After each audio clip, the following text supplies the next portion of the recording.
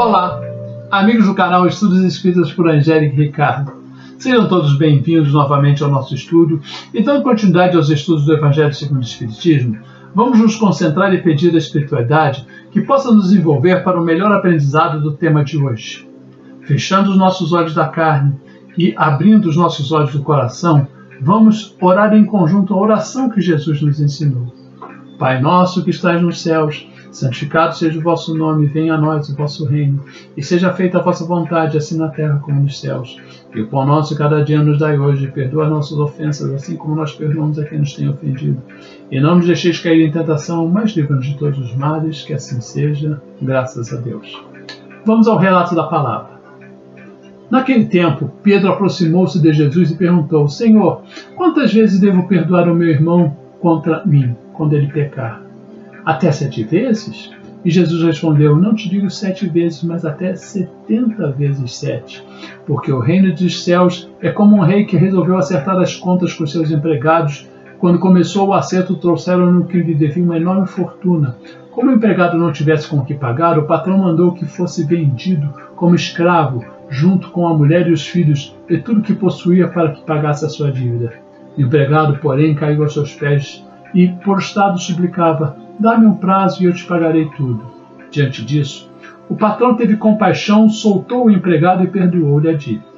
Ao sair dali, o empregado encontrou um dos seus companheiros que lhe devia apenas 100 moedas. Ele agarrou e começou a sufocá-lo, dizendo: paga o que me deves. E o companheiro, caindo aos seus pés, suplicava: dá-me um prazo e eu te pagarei. Mas o empregado não quis saber disso. Saiu e mandou jogá-lo na prisão até que pagasse o que devia. Vendo o que havia acontecido, os outros empregados ficaram muito tristes e procuraram o patrão e lhe contaram tudo. Então o patrão mandou chamá-lo e lhe disse: empregado perverso, eu te perdoei toda a tua dívida porque tu me suplicaste. Não devias tu também ter compaixão do teu companheiro como eu tive compaixão de ti? O patrão, então indignado, mandou entregar aquele empregado aos torturadores até que pagasse toda a sua dívida. É assim que o Pai que está nos céus fará convosco, se cada um não perdoar de seu coração ao seu próprio irmão. Evangelho de Mateus, capítulo 18, de versículos do 21 ao 25. A parábola do credor incompassível ou servo cruel mostra-nos como o amor, a misericórdia e a compaixão não eliminam a justiça divina. Vale aqui algumas definições. Talento. Era uma moeda cujo valor equivalia a 12 quilos e 600 gramas de prata. A dívida do servo, portanto, era imensa, equivalente a 126 mil quilos desse valioso metal. Um denário equivalia a 4 gramas de prata, débito pequeno, portanto, apenas 400 gramas de prata. Caberia na palma da mão. No capítulo 6 do Sermão do Monte, segundo Mateus, ensinou Jesus a seus discípulos e à multidão que se apinhava para ouvir os seus ensinos a maneira como se deveria orar, e aproveitou o ensejo para resumir num excelente e substancioso colóquio com Deus a súplica que ao poderoso Senhor devemos nos dirigir cotidianamente. O mestre renegava as longas e intermináveis rezas que os escribas e os fariseus do seu tempo proferiam, de pé nas sinagogas e nos cantos das ruas, para serem vistos pelos homens. Observou a seus ouvintes que tal não fizessem mais que, fechada a porta do seu quarto, dirigissem em segredo a súplica ao Senhor. As fórmulas de oração e compromissos que teriam de assumir os suplicantes, e dos quais se destaca o que constitui o objeto dos ensinos que se acham contidos nessa parábola, aspas, perdoai as nossas dívidas, assim como perdoamos os nossos devedores. Fechou as aspas. A comparação é perfeita. Espíritos atrasados, orientados pelo egoísmo, habitantes de um planeta de provas e expiações, certamente nós trazemos grandes comprometimentos com as leis divinas, resultantes de infrações cometidas no nosso pretérito. Algo tão pesado, tão grande, que Deus até nos concede a bênção do esquecimento, a fim de não sermos esmagados pelos pesos das nossas culpas. E sempre que pronunciarmos o Pai Nosso, a oração dominical, que muita gente repete às dezenas em suas rezas, estamos reconhecendo que somos devedores de rogar. Lembre-se, perdoar as nossas dívidas, esquecendo a contrapartida que condiciona o perdão divino, assim como perdoamos aos nossos devedores. Tudo isso está de acordo com a bondade de Deus aliada à sua justiça. O que não pode ser é o indivíduo pagar eternamente e continuar a pagar depois de já ter pago, não é verdade? Virtude santificante é saber perdoar, mas poucos ainda sabem usá-la. A oração boa é aquela oração em que nos submetemos à vontade de Deus. A oração boa, dentre outras, é aquela que tem por objetivo a satisfação da vontade de Deus e não a nossa. Os companheiros que estavam muito tristes com a prisão do conservo, o devedor, e com a crueldade do servo credor, mas, diz-nos a parábola, limitaram-se a declarar ao rei tudo o que se passara. Foi uma sábia oração. Por isso, no modelo ensinado por Jesus consta a cláusula: seja feita a tua vontade. Temos orado assim? Reflitam. Não se trata de uma oração mecânica da boca para fora, mas de uma convicção que vem do nosso íntimo, de um desejo profundo de ver em nós realizada a vontade do Senhor, seja qual for ela. Jesus Cristo, na hora extrema da sua crucificação, ergueu os olhos aos céus e rogou ao Pai que perdoasse aos seus algozes, porque eles não sabiam o que estavam fazendo, representando essa sua atitude um autêntico exemplo de bondade, de tolerância para quantas faltas alheias. Por isso, na cruz, Jesus exclamou: está consumado, que no original significa está pago. Jesus pagou o preço da nossa salvação, pagou com a sua vida sem pecado a dívida que tínhamos para com Deus. Essa demonstração de amor ao próximo deve servir de paradigma para todas as gerações. A falta cometida por qualquer pessoa reclama reajustamento no futuro, e as piores coisas que podem nos acontecer e aos nossos espíritos ao adentrarem a vida futura é levar os corações inundados de ódio e sentimentos de vingança. É importante verificar que nas legislações antigas o Senhor podia, por ingratidão do servo, inclusive, revogar-lhe a concessão da liberdade. O servo não era um indivíduo mal intencionado, não era alguém que buscava um jeitinho brasileiro ou um sem caráter que, sabendo que sua dívida era impagável, apenas queria ganhar tempo e ludibriar o rei. Sabia que não tinha como enganar este rei. Tinha plena consciência de que o rei sabia muito bem quanto, por que e como e o que ele devia. Entre os romanos, por exemplo, a ingratidão do servo em relação ao seu senhor autorizava o retorno à condição de escravo, a chamada revocatio in servitum. A aplicação da lei determinava uma só coisa: a execução da dívida. Naquela época, a execução da dívida se dava primeiramente sobre o patrimônio do devedor. Caso o devedor não tivesse com quem pagar, a dívida era executada sobre as pessoas, ou seja, as pessoas eram vendidas como escravos a fim de saldar a dívida. E se tratando de um pai de família, todos os seus filhos e a sua mulher e seus cônjuges seriam vendidos. O servo incompassivo, reduzido que fora à condição de escravo, deveria ser grato ao seu senhor, não podia desrespeitá-lo ou ser irreverente. E foi precisamente o que ocorreu. Por isso Jesus foi tão claro ao afirmar que o causador de escândalos está em situação pior do que aquele que se atira como a pedra no pescoço ao mar. Evangelho de Mateus, capítulo 18. O servo incompassivo não se incomodou com a repercussão do seu gesto, mas a sua atitude havia causado a tristeza dos seus companheiros, que então resolveram relatar o caso ao rei. Não nos iludamos. O servo não agiu segundo a lei que lhe fora dada pelo Senhor, e por isso era novamente reduzido à condição de escravo. A dívida ainda não fora cancelada formalmente, e por isso o servo incompassivo perdeu a oportunidade da sua quitação. O perdão, como vimos, dependia ainda de uma formalização, não havia sido dado no sentido técnico do termo.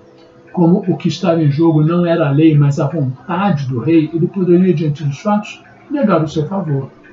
A ofensa que persiste é a ofensa contra o rei, o pecado que nos é perdoado quando aceitamos o Cristo. Assim é dito que quando temos que nos preocupar, isso, indubitavelmente, servirá para acarretar sensíveis atrasos no nosso processo evolutivo. Quando suplicamos ao Pai na nossa oração dominical, perdoai as nossas dívidas, assim como perdoamos os nossos devedores, geralmente fazemos uma promessa inócua, um verdadeiro engodo, não é verdade? Queremos realmente que Deus perdoe as nossas grandes dívidas e ofensas, em retribuição prometemos, mas não cumprimos muitas das vezes dispensar o perdão àqueles que nos devem muito pouco, não é verdade? Reflitam. Lamentavelmente, essa ainda é, em nossos dias, a norma de conduta de grande parte da humanidade. Reconhece-se pecadora, não nega estar sobrecarregada de dívidas perante Deus, cujas leis transgride a todo instante, mas ao mesmo tempo que suplica e espera ser perdoada de todas as suas prevaricações, age com relação ao próximo de forma diametralmente oposta, negando-se a desculpar e a tolerar quaisquer ofensas, por mínimas que elas venham a ser. Como se verifica na parábola do joio e do trigo, aquele que causa o escândalo não pertence ao grupo dos filhos do reino, mas é introduzido no meio do povo de Deus, pois ele é o joio. Evangelho de Mateus. Perdoemo-nos sempre uns aos outros, é a ordem. O servo esqueceu-se de que não vivia isoladamente, que tinha responsabilidade junto à sua comunidade, que pertencia a um grupo, que, portanto, jamais poderia agir de forma a causar escândalo no grupo. No seu egoísmo, havia se fechado aos outros, de modo que nem se preocupara com a repercussão do seu gesto. Esses companheiros eram seus companheiros de serviço, como consta em algumas versões das Escrituras, e, portanto, faziam parte da vida do servo, mas isto fora totalmente desconsiderado. O servo não havia demonstrado compaixão, ou seja, fora incapaz de sentir o que o outro sentia. Ele era egoísta e fechado em si mesmo. O servo cruel não quis fazer o bem ao seu semelhante. O servo não quis seguir a ética que determinava a moratória. Ele não quis usar a misericórdia. Mas Deus quer a nossa misericórdia. Deus quer que nos guiemos pelo seu amor que Ele derramou em todos os nossos corações. Mas nós somos robôs. E como robôs que nós não somos também autômatos. Faremos tudo o que quisermos. Também temos errado muito e muitas vezes Deus sempre nos tem perdoado, concedendo-nos novas oportunidades de recuperação. A atitude que escolhermos para o trato com a vida deve ser mantida na justiça divina. Com a medida com que medirdes, sereis medidos. Evangelho de Mateus. O servo mostra assim que, apesar de ter sido alvo da benevolência, do favor do rei, preferiu seguir o caminho da lei. Lei, aliás, que nunca lhe favorecia, no entanto, mas... Aqui, ao entregar os torturadores, tem o mesmo sentido do lançamento nas trevas exteriores, onde há pranto e ranger de dentes do Evangelho.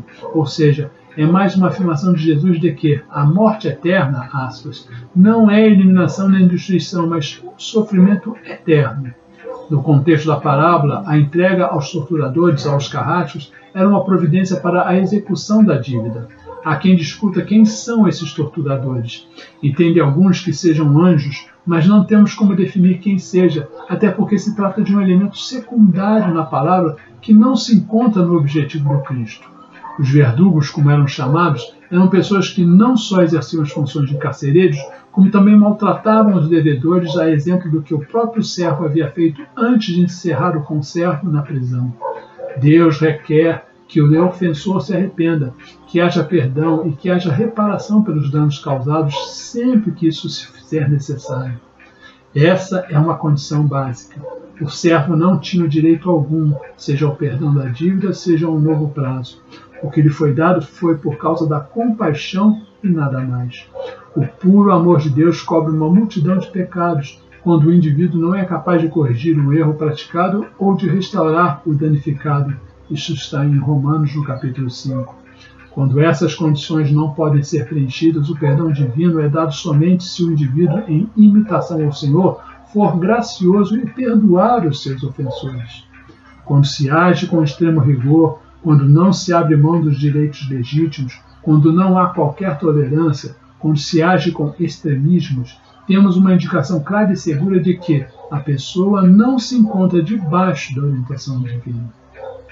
É triste nos depararmos com pessoas cujo espírito vingativo é diretamente proporcional às falsas lágrimas de crocodilo que destilam em seus gabinetes.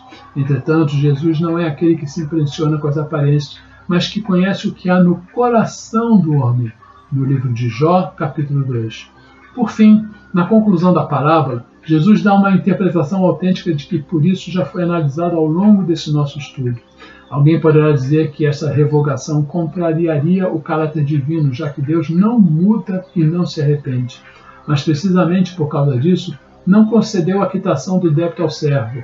Deus é bom, mas também é justo. Embora seja capaz de perdoar os homens, de desconsiderar os seus erros, não tem como deixar de dar o devido pagamento ao pecado, à injustiça e à iniquidade. Se Deus é um ser moral e, como tal, tem que ser um ser justo. E o rei tem compaixão. Ora, então o que é compaixão? Compaixão é, aspas, o sentimento de pesar que nos causam males alheios. É sentir o sentimento dos outros e é compartilhar o sentimento alheio. Isso está nos dicionários. É sentir o sentimento dos outros e é compartilhar esse sentimento alheio. A compaixão de Deus se intensificou ainda mais com a sua humanização na pessoa do Filho, humanização que se fez com o propósito de exercício dessa misericórdia. Essa é a única razão pela qual o homem pode ter uma esperança. Por quê? Deus é compassível. Deus sente a nossa dor. Deus sente a nossa aflição, a nossa tristeza. Ficou apenas um pormenor a ser analisado. Vejamos. Se disse Jesus que o seu verdadeiro discípulo perdoa do coração, Evangelho de Mateus, em algumas versões do fundo do coração ou do íntimo do coração, é importante aqui observar que Jesus fala da necessidade que temos de perdoar a quem nos ofende, como aliás já retrata na oração do Pai Nosso. Não se trata de pedirmos perdão a quem tenhamos ofendido, que é também nossa obrigação, até porque toda ofensa que fizermos ao próximo é, em primeiro lugar, uma ofensa a Deus, não é verdade? Já pensaram nisso? Já refletiram? Não obstante, quando somos perdoados dos nossos pecados, somos perdoados de todos os pecados. Isso significa que se trata que o perdão deve ser, antes de tudo, uma decisão pessoal. Cada um de nós. Sem o perdão, não teremos como dizer que temos parte com Deus. Sem o perdão, não agiremos como filhos do reino. O rei, ao verificar a falta de perdão por parte do servo, viu nele a ausência da natureza divina e viu nele a falta de comunhão com este rei. O pagamento que no início seria governado pela lei do amor passou para a custódia e rigor da lei de ação e reação, simbolizada na expressão torturadores à desistente. Aspas. Indignado, seu senhor entregou aos torturadores até que pagasse tudo o que devia. Fechou. Este tópico da narrativa evangélica é de suma importância. Revela claramente que há sempre um limite no pagamento das dívidas. Muitos se contentam com o perdão da boca, não é verdade? Com o perdão sem esquecimento, com o perdão aparente, com o perdão cerimonial. De nada adiantam as encenações, as lágrimas ditas de crocodilo, os choros e as representações teatrais. O perdão deve ser algo que venha do coração, sem o que valor algum terá diante de Deus. Deus nos perdoou no seu íntimo, de sua própria essência, e quer que assim também nós o façamos. Somente esse perdão verdadeiro que lança no mar do esquecimento as ofensas sofridas, que não tem rancor, receio ou desconfiança, é o perdão que produz a manutenção da nossa comunhão com Deus. A capacidade de perdão está na base de uma sociedade futura mais justa e solidária. A mensagem aqui é que haverá sofrimento eterno, não se podendo afirmar com base na palavra quem seja o agente desse sofrimento, se é que haverá algum. Mas o que significa concretamente perdoar? E perdoar por quê? Vocês já pararam para pensar? O conceito de perdão, segundo o Espiritismo, é idêntico ao do Evangelho que lhe é fundamento. É uma concessão indefinida de oportunidade para que o ofensor se arrependa, o pecador se recomponha, o criminoso se libere do mal e se erga, redimido para a ascensão luminosa, está no Evangelho. Quem perdoa, segundo a concepção espírita, esquece a ofensa, não conserva ressentimentos, ajuda o ofensor muitas vezes sem que este o saiba. Não convém ao aprendiz sincero, sob a pena de ultraje à própria consciência, adotar um perdão formal, aparente e socialmente hipócrita. Perdão formal é o que não tem afeição evangélica. Guarda rancor. Alegra-se com os insucessos do adversário. O perdão, antes de ser um fato social, tem a sua sede no coração de cada um de nós, como já dissemos. Tudo ou mais é hipocrisia, que inexoravelmente redundará na entrega aos torturadores. Na verdade, o perdão é primariamente uma decisão pessoal, uma opção do coração que vai ao encontro do instinto espontâneo de devolver o mal com o mal. É o perdão a nota definitiva e distintiva da ética do reino de Deus e não se pode, portanto, querer pertencer a ele sem que se tenha esta qualidade de perdoar. O perdão das ofensas cometidas contra nós não é, no reino de Deus, uma faculdade, uma permissão dada ao ofendido, como é na lei civil e como é na lei dos homens, mas um dever do Filho do Reino. Ante a realidade da prestação de contas, cumpre-nos apenas nos preparar para ela, pois a oração do servo ao Senhor deve ser apenas: seja feita a tua vontade, assim na terra como nos céus. Este rei é o símbolo de Deus. Disso temos absoluta convicção, porque Jesus, ao termo da parábola, faz aplicação ao dizer que, assim como o rei tratou o servo, assim como seu pai haveria de tratar aquele servo que não perdoasse os seus irmãos, indicando deste modo que o rei outro não é senão o Pai Celestial. Vejamos o Evangelho de Mateus no seu capítulo 18. Lembremos-nos sempre do perdão divino, sobretudo quando formos ofendidos por alguém. Por maior que seja a ofensa que alguém nos faça, seja ela uma calúnia, uma perseguição, uma intriga, uma brutalidade ou qualquer outra, lembremos de que muito mais temos ofendido a lei divina com as nossas rebeldias nesta vida e nossas existências passadas. Por maior que seja a maldade que alguém nos faça, saibamos perdoar-lhes a dívida moral recordando essa palavra. Faltou ao personagem que possuía uma grande dívida agir com misericórdia, mesmo recebendo a abundância. É regra da vida que quem age com misericórdia perdoa, e quem perdoa é perdoado. Termina Jesus a parábola fazendo uma advertência que não se deve esquecer. Vamos a ela. É assim que o meu Pai que está nos céus fará convosco, se cada um não perdoar de coração ao seu irmão. Por meio dessa singela e expressiva parábola, o Mestre nos ensina que devemos cobrir com o manto do perdão e do amor os erros que são cometidos contra nós, porque se assim não o fizermos, compareceremos com os nossos erros descobertos na presença de Deus, o qual nos tratará exatamente como tivemos tratado esses nossos irmãos. Não há talvez uma peculiaridade tão relevante na doutrina de Cristo como o perdão. Aprendamos, pois, a perdoar. Agora, fechando os nossos olhos, vamos agradecer esse momento de estudo e reflexão, pedindo à espiritualidade que leve um momento de harmonização aos locais de dor e sofrimento, como hospitais e lá os profissionais da saúde, aos asilos, creches, presídios e albergues, que seja levada uma harmonização aos líderes das nações para que possam tomar sábias decisões. Pedimos uma harmonização aos diversos segmentos religiosos, bem como a nossa casa espírita, e, em particular, pedimos uma harmonização para o nosso ser interior. Obrigado, Senhor, pela consciência que tenho que tudo nesta vida depende do Senhor e que um dia todos nós possamos enxergar que sem o Senhor nada somos. Se você gostou, inscreva-se no canal, clique no positivo, dê sugestões e críticas e toda semana você receberá uma nova postagem. Que assim seja. Muita paz, graças a Deus.